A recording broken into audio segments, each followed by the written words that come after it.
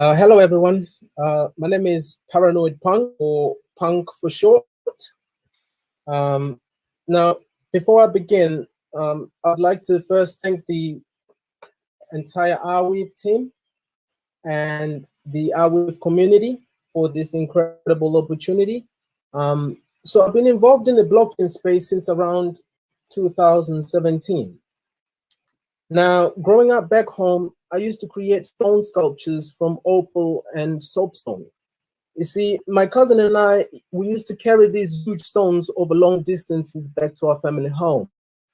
And we used to turn them into the type of art that you see on your screen today and sell them to tourists. I feel like this has given me an understanding of the work that goes into the creative process and the need for proof of ownership. So today, it is with great pleasure that I present to you a project that I've been working on, Ruddlys. The goal of Ruddlys is to strengthen trust in digital content ownership. So let's talk about the problem that Ruddlys is trying to solve. So the NFT world currently has a problem of authenticity. So we have to ask ourselves, like, when you buy an NFT, what are you actually buying? You see, like, in most cases, you're not buying the actual digital content, but you're buying an identifier. I think we all know the tokens, right? That's essentially what you're buying. And what a token is essentially, it just states that you own a piece of digital content. And in some cases, it's hosted on like Google or Amazon and stuff like that. So, and another problem also that we have is that of digital theft. Now, this has always existed before NFTs, but now it's also in NFTs, funny enough. So in theory, what that means is anybody can make an NFT and then they claim that they own the content. We saw this happening with William Shatner. He has some of his tweets sold off and a bunch of other people. So it's funny because NFTs are supposed to prove authenticity, but instead they're actually not that anymore. They're not acting as a representation of trust. They're actually becoming the opposite of everything that they're supposed to be fixing. So how do we address this problem? What's the solution? Ruddlys believes that a rigorous NFT system is one that is underpinned by a trustless system such as the Arweave.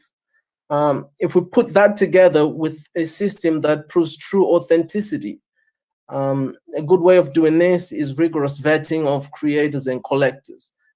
We've come up with a few good ways of doing it, but I think this is the way that we want to address these problems. So firstly, we would rigorously vet the creators to make sure that they understand the concept of authenticity. At the same time, we need to ensure that the collectors also understand and respect authenticity. So now, before the sale takes place, I think it's important that the only people who will have seen the original copy of the digital artwork is the creator and the Ruddlys appraisal team. I think this is very important, and you'll know why in a minute. Now, the public copy of the artwork, we believe, should always be watermarked, and only the successful buyer then gets to view and access the high-resolution copy upon sale. So you can imagine when you order clothes online, you know, you look at the sizes, you don't know if it's going to fit, you don't know what the color is, but when it comes in your post box, you open it up. That experience of unwrapping it, we want to replicate that with digital art and NFTs. So as a collector, you'll be able to access this artwork through the Ruddlys Vault.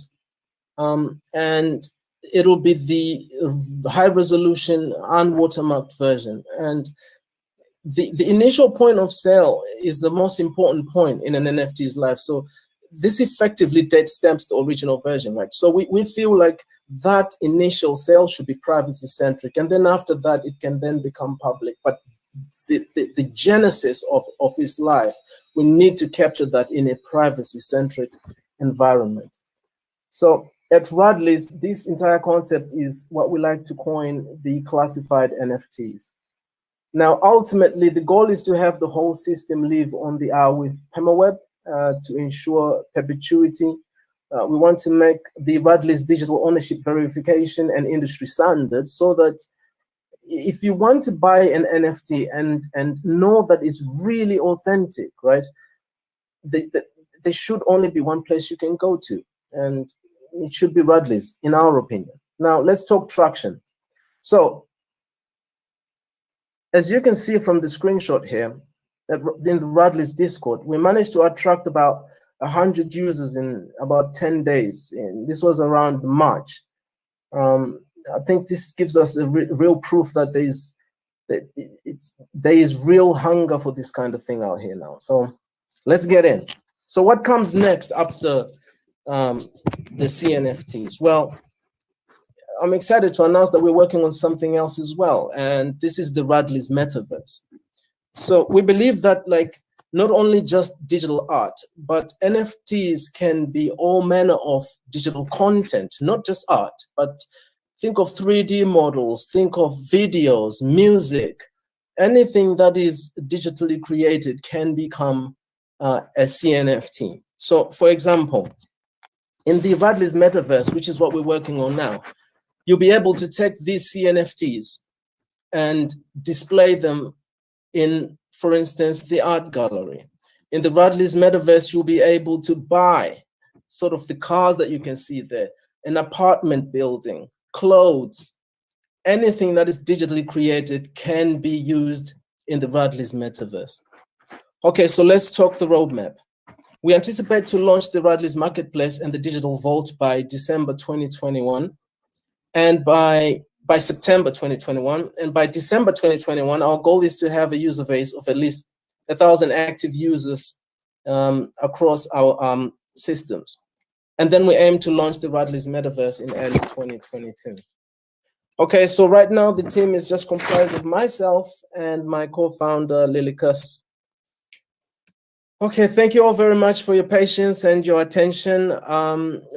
Currently, we're giving away a blockout avatar and concept car. The blockout avatar was created by Mark Hawk, and the concept car was created by Basket2.